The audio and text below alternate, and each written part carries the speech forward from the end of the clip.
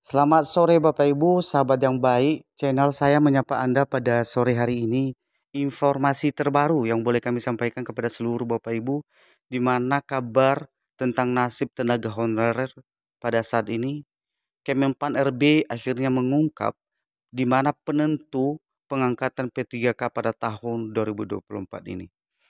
Di dalam cuplikan video ini dirincikan tahapan-tahapan yang harus diikuti dan perlu diperhatikan oleh tenaga honorer untuk bisa diangkat menjadi P3K pada tahun 2024.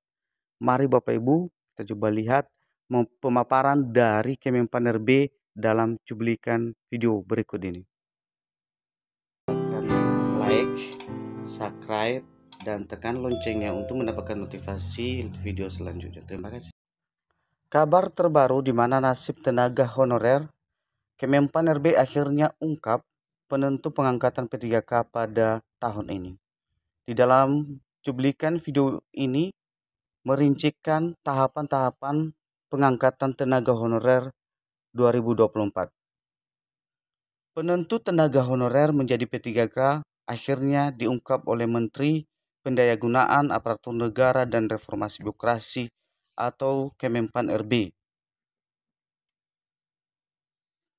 Sebelumnya Bapak Ibu, tenaga honorer diberitakan bakal diangkat menjadi P3K pada tahun 2024. Menurut Kemenpan RB, Abdullah Anwar Anas bahkan menyebut tes P3K yang akan diikuti oleh tenaga honorer tahun 2024 ini hanya formalitas saja, di mana tenaga honorer tetap diwajibkan mengikuti tes seleksi CSN apabila ingin menjadi P3K, meski formalitas saja tes yang akan dilakukan oleh pemerintah. Selanjutnya Bapak Ibu, di mana tes tersebut nantinya akan digunakan untuk verifikasi ulang tenaga honorer yang sudah terdata di database Badan Kepegawaian Negara atau BKN sebelum diangkat menjadi P3K. Pengangkatan tenaga honorer menjadi P3K merupakan amanat dari Undang-Undang Nomor 20 Tahun 2023 tentang ASN, di mana pada pasal 66 dijelaskan Bapak Ibu bahwa tenaga honorer dan sejenisnya wajib diselesaikan pendataannya paling lambat pada Desember 2024. Penataan yang dimaksud adalah termasuk verifikasi dan validasi dan pengangkatan oleh lembaga yang berwenang. Selain itu Bapak Ibu, sejak Undang-Undang Nomor 20 Tahun 2023 berlaku, instansi pemerintah dilarang mengangkat tenaga honorer atau nama lain selain pegawai ASN.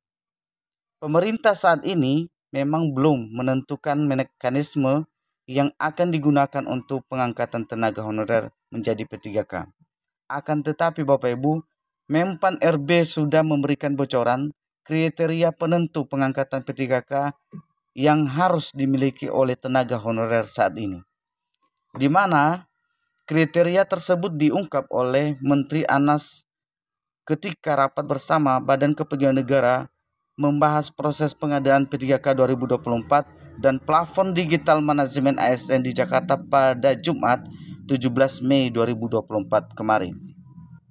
Selanjutnya Bapak Ibu, dalam rapat tersebut dijelaskan bahwa saat ini terdapat 1.788.851 data tenaga honorer yang sudah masuk di database BKN, di mana data tersebut selanjutnya diverifikasi dan validasi oleh Badan Kepegawaian Negara bersama BPKP.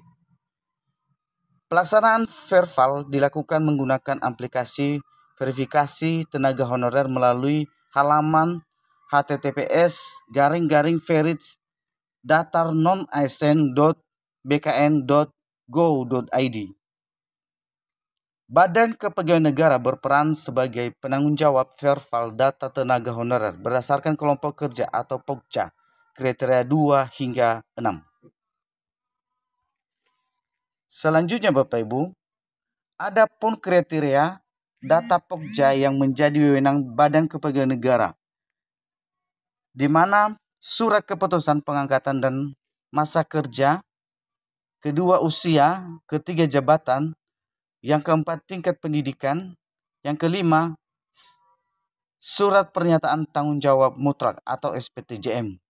Sementara itu Bapak Ibu, BPKP diberi tugas sebagai tim Quality Assurance dan penanggung jawab Pokja kriteria 1, yakni data tenaga honorer berdasarkan honorarium. Menteri Anas mengatakan bahwa saat ini di pihaknya bersama instansi terkait sedang meracik kebijakan yang tepat sebelum pengangkatan tenaga honorer menjadi P3K pada tahun 2024. Di mana Kementerian Pan-RB bersama Badan Kepegawaian Negara saat ini sedang merumuskan formulasi yang tepat untuk mengakomodasi pengangkatan tenaga ASN P3K tahun ini.